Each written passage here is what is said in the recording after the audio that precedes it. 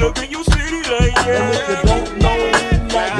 up, everybody? Welcome to the Shed Box. Once again, you know how we do. We learn in the box, then we think out the box. You know, we pulled up on one of the Philly's finest, radio's Philly's finest, is in the building. I ran into him at the event, and I'm like, yo, I gotta pull up on you. He's like, say no more. You know what I mean? So this guy's, I've been listening to him, and we all have been, especially if you're from New York, if you're from Philly, you're from Jersey, Delaware, the DMV, the whatever. If you've been in these areas, you've heard this man's mix, and you already know it's nonstop. The mix is nonstop. It's all about the mix, right? And we're going to get into that. But welcome to the show. Welcome to the Shed Box. Bent, what's going on? DJ Mixmaster Bent Roc. What's going on, bro? What's going on, man? Thank you for having me. Yeah. You gotta say his name right, you know what I'm saying? Because his intro on radio, once y'all hear that, y'all already know y'all go turn the radio up. Everybody do that. It's funny when you said Philly legend. I don't consider myself a legend. And when I say that is I grew up wanting to be on the radio. Wow. To DJ, because DJs have certain objectives.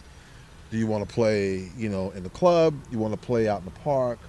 I wanted to play on the radio. So I was always a student of radio when I was growing up in New York. And it was my dream to be on the radio. Everything else is okay. But to be on the radio is been my dream and really I don't take it for granted. Right. And I never get into that whole who's the best DJ. I'll let the people have to determine that and it really depends on a lot of variables. People listen to different DJs for different reasons, and I love it. And I love it here because it's easy to play in New York for me. When you go on the road and play, especially in Philly, and to be loved in Philly is a special thing for me. Because I always say there's the difference between New York and Philly. You know what it is? Yeah. In New York, they'll run you over, right? The car run you over. Right. In Philly, the car run you over, stop, back up, back up, whatever. That's because of passion. Right.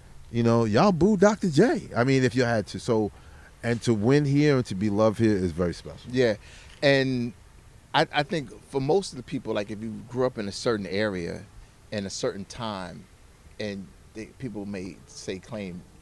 We claim you. You know what I'm saying? It's Philly's own. And then you may go a certain time in your life where you DJ'd up New York or Connecticut, and they be like, well, no, not necessarily. He's from the Bronx. Yeah. You know what I'm saying? You're from the Bronx, right? That's right, from the Bronx. So okay, let's go to the Bronx, right? The Bronx was a very, very popular part of hip-hop. Yeah. So what did you experience on the beginning of hip-hop for the Bronx? Like what was that feeling? Because we know we hear in the records and we know what we felt in Philly, but I think in different places like Harlem, in the Bronx and Philly, you seen something different. You felt something different. Seen and hear it. I was fortunate enough to catch it at the onset. Catch it while Curtis Blow did Christmas rap. Curtis Blow did the breaks. Furious 5 did super rapping. So so I was there when you had to go into record shops and hear the break beats. Yeah. So for me, DJing was taking two records and mixing them back and forth. Yeah. For me, it was Chic, Good Times. Yeah. Sherilyn, Got to Be Real. Freedom, Get Up and Dance. Bounce, Rock, Roll, Skate. Vaughn Mason. Skate music. Yeah. So it was taking those records and mixing them back and forth. That is hip-hop at its purest from the DJ standpoint. And I was like the fourth DJ on my block. The fourth guy to DJ on my block, but the one that just kept it. But at the time, there were these clubs in New York or in the Bronx that were housing these hip-hop parties. And, housing the Cold Crush Brothers. Right. Grandmaster Flash, Grandmaster Theodore, Funky 4+1, Shaw Rock. So all of that was stemming at that time. So I was able to catch it at that point. Right. But then also, too, not only to be a hip-hop DJ, but to be a DJ. So not only to cut and scratch, but to be able to mix, to transition from record to record, and to play all genres. I don't like going to a party and just playing hip-hop or just playing R&B. I like to run the whole gamut. That includes hip-hop, R&B, reggae, house music, and taking people on a journey, taking them back. Right. That's what we grew up on, and hip hop has a lot of different variations of what is hip hop. It has what I call generations. Yeah. Every 4 years. Yeah. 79 to 82 was a sound. 83 to 87 was a sound. That's the Run DMC era. What's your favorite? Oh wow. I'd have to say between 83 and 92. That golden era of hip hop. I gotta say that too. Yeah, I have to say, and the many genres that spawned out of it. To appreciate Tribe Called Quest, to appreciate De La Soul, yeah. to appreciate Public Enemy, to appreciate Rakim, to appreciate producer Larry Smith. For those who don't know who Larry Smith is, he was the one that produced Sucker MC's Run DMC. Okay. He's the sound of Houdini.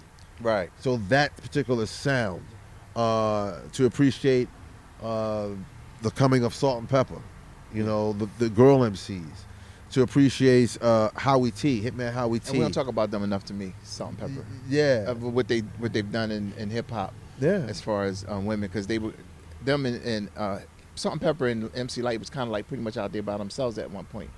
Yeah. So I feel like, we didn't. They probably feel that same way too. That we didn't. I guess like dig into them more. You know what I'm saying? They had some good music. They had good party music, and I used to always like to go see them perform in like in the different small clubs when they came to Philly, and they always rocked the stage. Like they always had high energy, and it's like I was like with DJs and DJ mixes. I grew up at a time where the radio was everything. Me too. It was everything. We used to camp by the radio. When I say camp by the radio, we used to sit and wait for this is everybody's moment or memory. Sit and wait to hit that record button. And we just waiting for these DJs to start spinning or playing our favorite song, and then we play it. Because we kind of knew when you was going to play it. And, of course, they wasn't playing hip-hop. Was only allowed to be played certain times anyway. Certain days, certain times. But even with your mix, people tune into your mix. They know when they hear your name, that echo on the radio, and they call your name, and you're about to go in. It's like everybody turn their radio off. And they ready to party. Like, do you pick, I know you got a playlist. I know you got songs, but I got two-part question, right?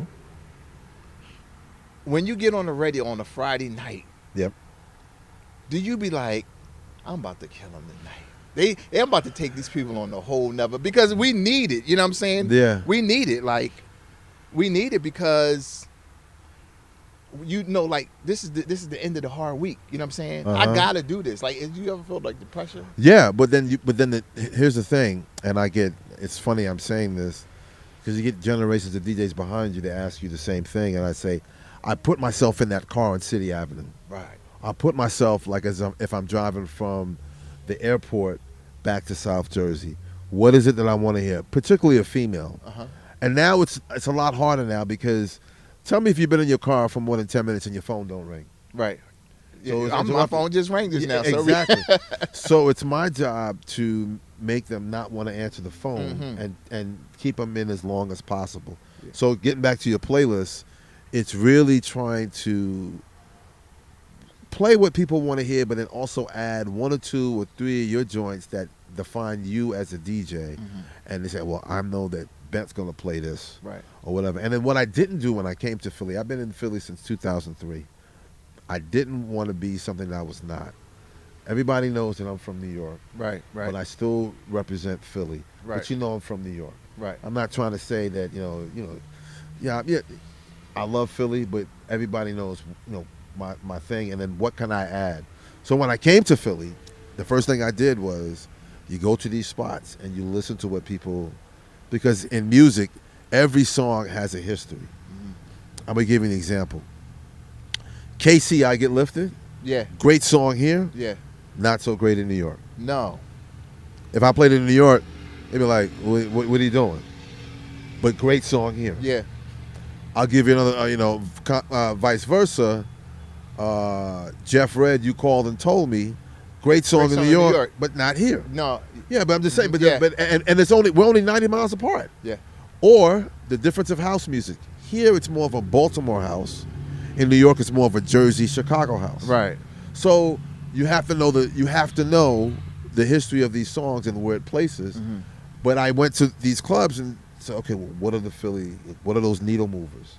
And you learn that and you say, okay, if I'm going to play here, I got to represent them. Yeah. But I got to represent me too. Mm-hmm. But I got to feed you your food Mm-hmm. before I can even introduce my food. Mm-hmm. So that's what I had to do and not be somebody I'm not. Like y'all are killing me right now because the Eagles are great and the Giants are not so great. Yes. Yo, And we won't stop. But I like the not so Eagles great except, no except more. when they play the Giants. But y'all just won a chip a year ago. But my Yeah. point is, it's great to have that. When the Yankees, I'm a big Yankee fan. When Yeah. the Yankees played the Phillies in '09, that was tough. I was living here.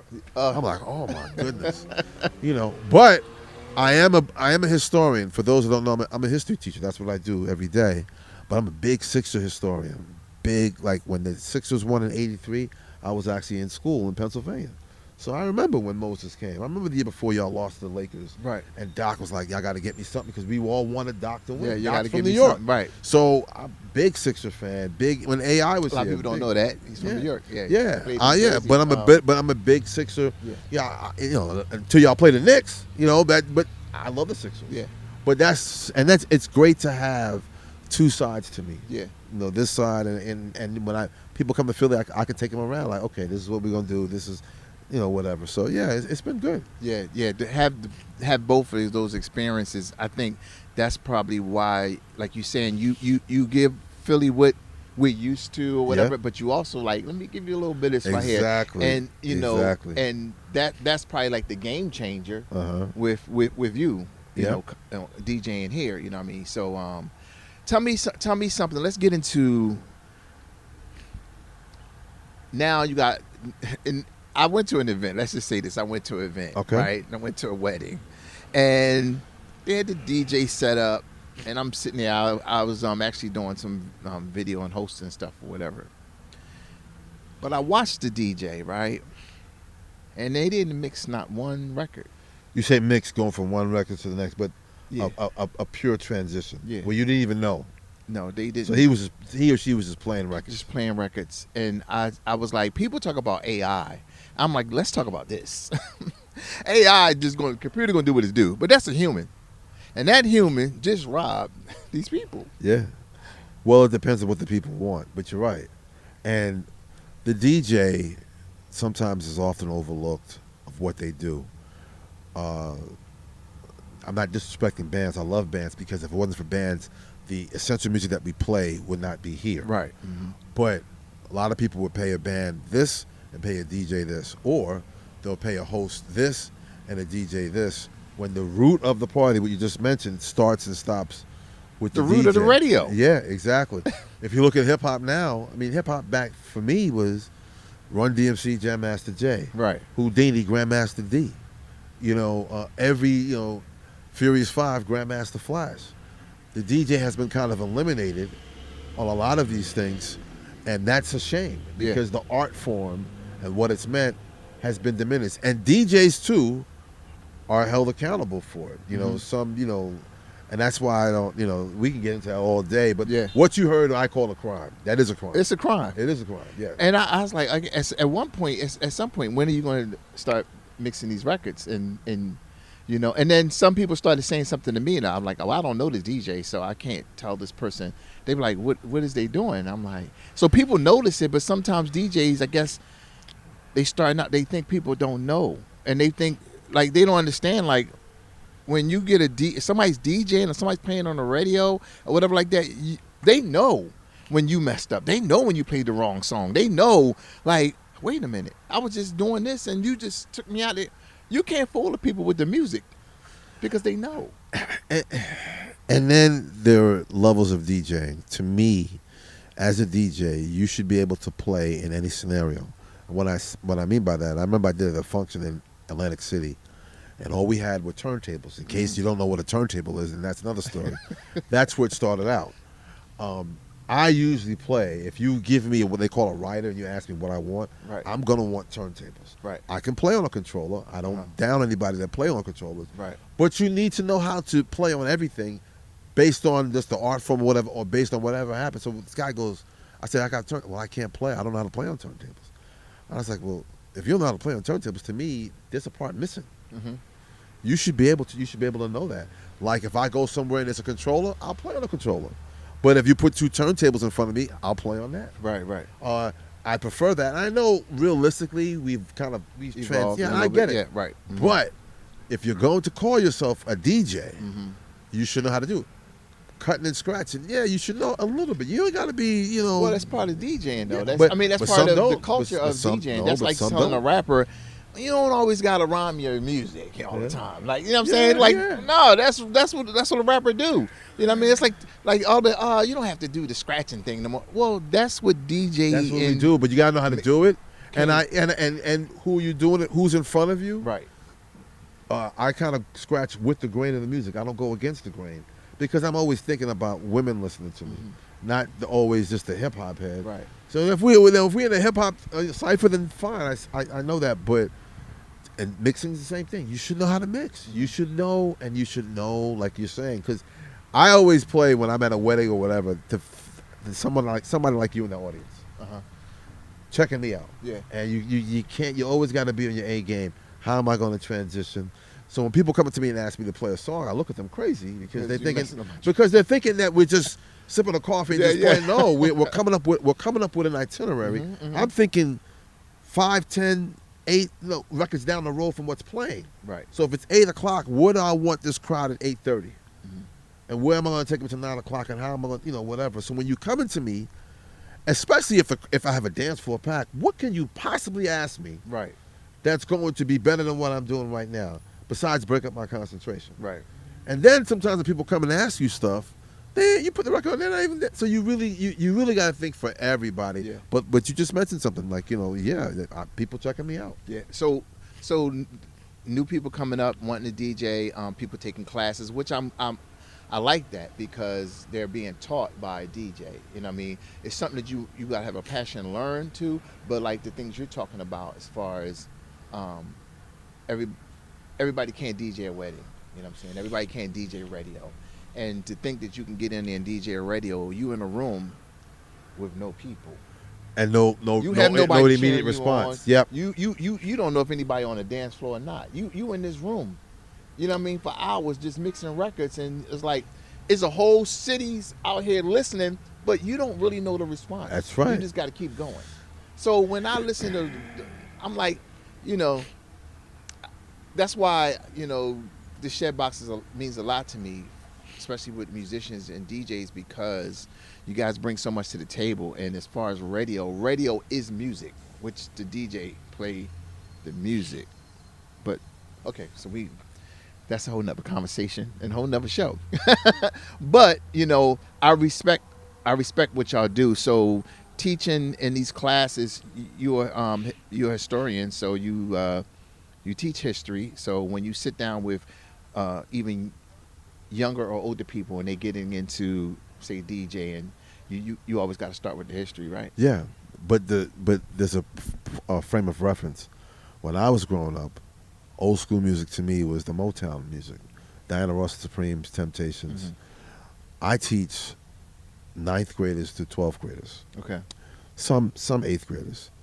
They don't even know who TLC, SWV is. Oh, wow. So you have to talk about their frame of reference. What is their frame of old school? We are in an era right now where when we say old school music, you have to change your reference point. Where it probably once was maybe 1975 to 1995, you gotta push it up 10 years and say where's the meat of my old school audience, because where is that person? The person that's 50 now was 25 at what year? Right. Or 15 at what year? Right. How old were you when Biggie and Pac, we lost Biggie and Pac? Or how old were you here in Philly? Yeah. I call it the Cameron, Dame Dash era, Beanie Siegel, Petey Crack era. Where were you? How old were you? Yeah. So if I'm playing it now, how old are you now? Right. That's your reference point. We have to. That's the way I got to think now. Like who am I playing in front of, and what's old school? There's certain songs that's always going to transcend. Mm-hmm. Before I Let Go came out, and as a matter of fact, that record by Maze Frankie Beverly was actually on the Maze Live album as an extra cut. Before I Let Go, that record is arguably one of the best old school records of all One of the time. best. But when it came You out, can't go wrong it was with it. just that. How we listen to music is different. We used to play what we call album cuts So wait a minute. That record was on the live. from New Orleans. It was an A side or a B side. It was just the album itself. Frankie Okay. Mays and Frankie Beverly did a live from New Orleans album. Okay. And Before I Let Go was an actual cut on that album. That's when it was introduced to everybody. We, as disc jockeys and DJs, took that record and played it as a single. It was So never it was really never released as a single per se.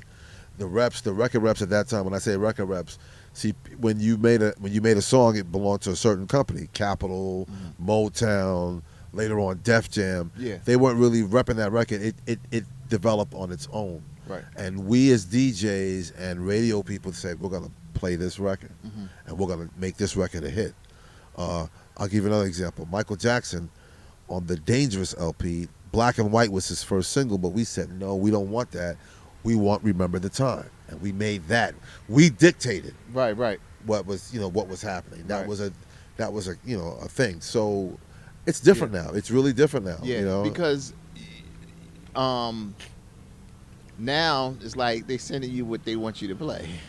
You know what I mean? Like you get like a song, like even before you would get mixes. You know what I'm saying? Yeah. And then they be like, which the better mix? It could be like something different. They give you like 3 different of the same song, right? And then they be like, they send it to you guys first, Yep. right? They send it to you guys first, Yep. and you guys decide whether or not it's which one you're going to And, go with. and it for the depends single. it depends on your reach.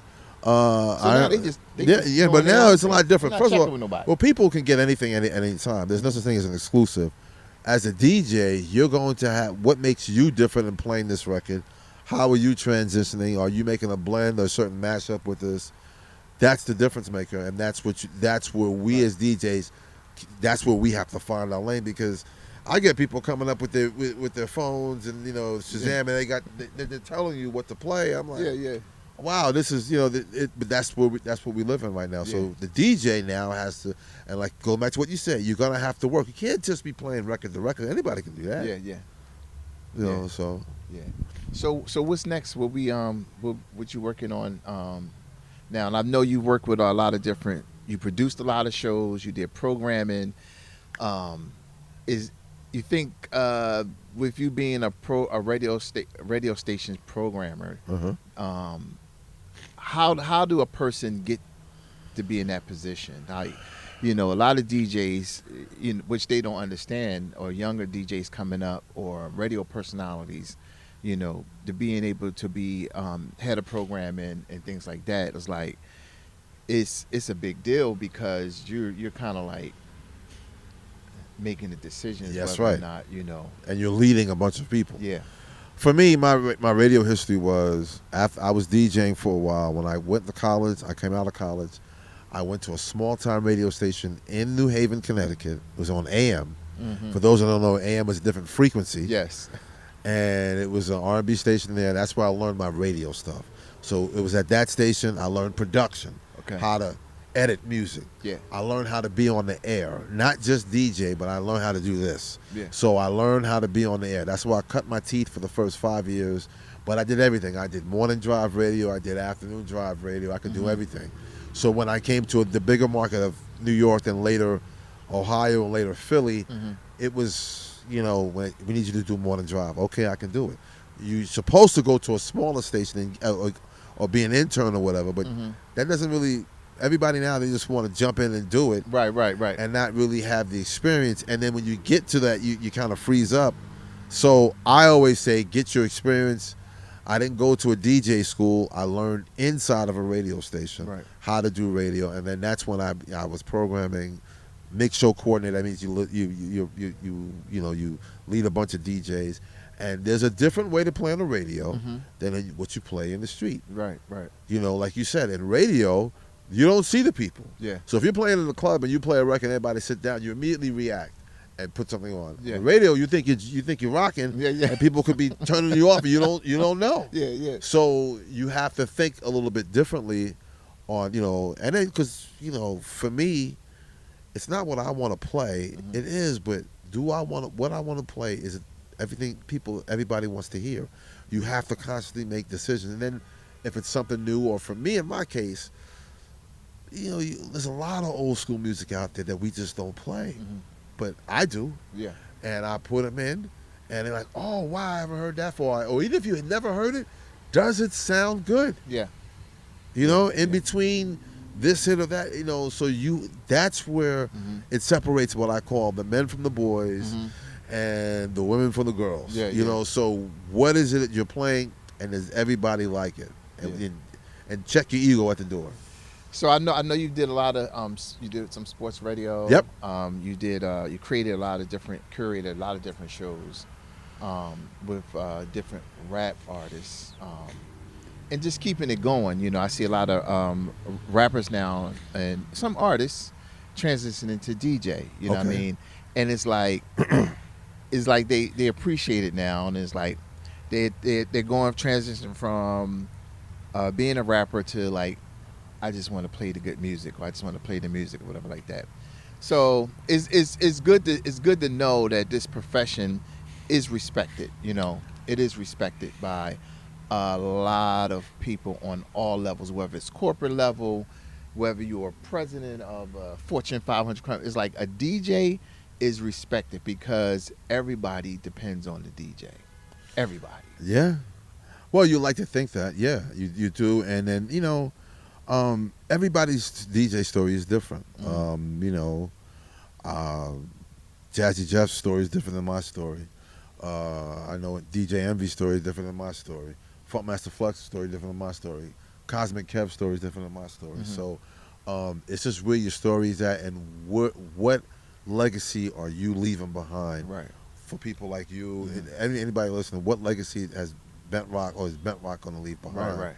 And like I said, I've been very fortunate that I have, I'm in New York, Philly, Atlanta. Right. I'm in North Carolina. Right. So, you leave a legacy, and you don't really hear a lot from your people. Right. You just keep Right. You just keep cranking it out, and you stay true to it. Right. But like I said, the people will determine how good, bad, or indifferent you are. Yeah.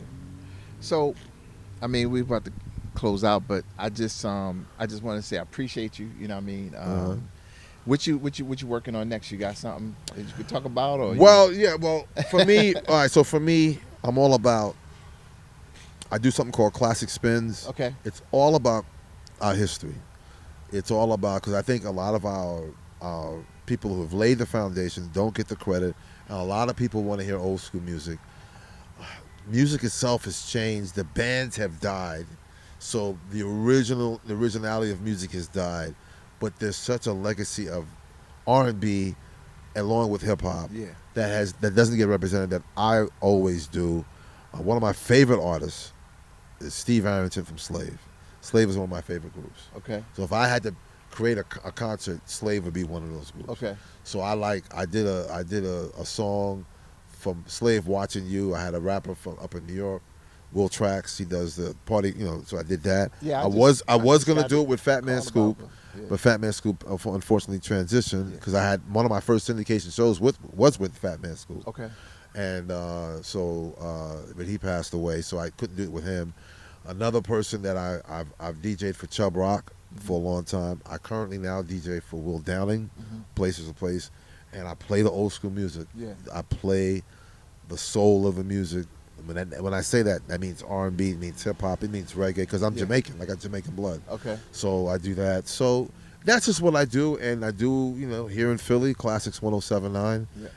I'm on the radio every day. Every day. Here, every day. Every day. So, and I like to shout out some DJs that have showed me love from day one here in Philly. J-Ski, Touchstone, Tactics, JDS, Original Block Hugger. These are the guys that, always looked out for me when I got here. Yeah. Made my transition, just... Yeah. And a couple other, and shout out to the other DJs, Doc B, Cosmic Cat. I don't get into that, because we're DJs. Yeah. Yeah, we're supposed to be better than everybody. You want to be, but I want to acknowledge just the whole art form. Yeah. And here in Philly, I tell people, y'all mess with Philly, man. You come here, you got to come prepared. You got to come prepared. You got to come prepared. Yeah. Well, I appreciate you, man. This is how we do, y'all. I got him in the building. who knows? We might have him in the building spinning. You know what I mean? On the tables. You know what I mean? We gonna have the tables in here. Yeah, You know what I yeah. mean? Because that's what it's about. I don't know if I mentioned DJ Tactics too. Tactics is my man. That's my number one guy. So I hate not mentioning people, but yes. And if you're gonna do it, I need turntables. Yeah, turntables. I need turntables. Yeah. You know what I'm saying? All right, y'all. You know how we do. We learn in the box and we think out the box, and that's what we did today. We definitely learned in the box. I appreciate you, bro. All right, y'all. For the next episode, tune in. Make sure y'all catch our favorite DJ, Philly DJ, New York. However y'all want to represent. Heavy hitter, too. Heavy hitter, Bent Roc. Heavy hitter. Yes. Okay. We out, y'all. Thanks. Pull up in your city like, yeah.